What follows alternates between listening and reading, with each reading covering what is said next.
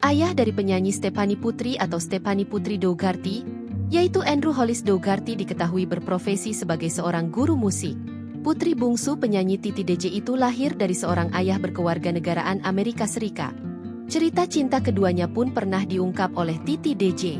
Titi pertama kali bertemu Andrew Hollis Dougherty atau Andy saat Andy masih berstatus kekasih penyanyi Lucy B3.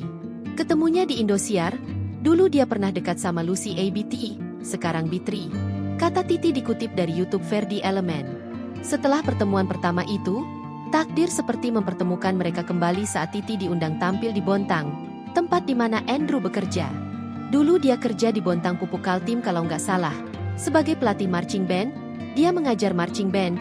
Sebelumnya di Sampurna, marching band juga. Jelas Titi. Tiba-tiba gue dapat tawaran nyanyi di Bontang. Ketemu lagi. Masih sama Lucy? Ungkap Titi tentang percakapannya saat itu.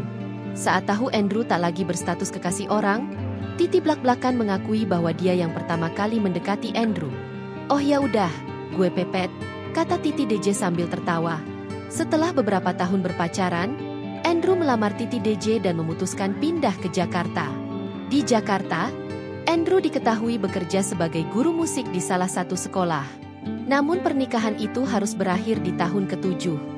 Titi sendiri mengaku tak tahu alasannya bisa jatuh cinta pada sosok Andrew.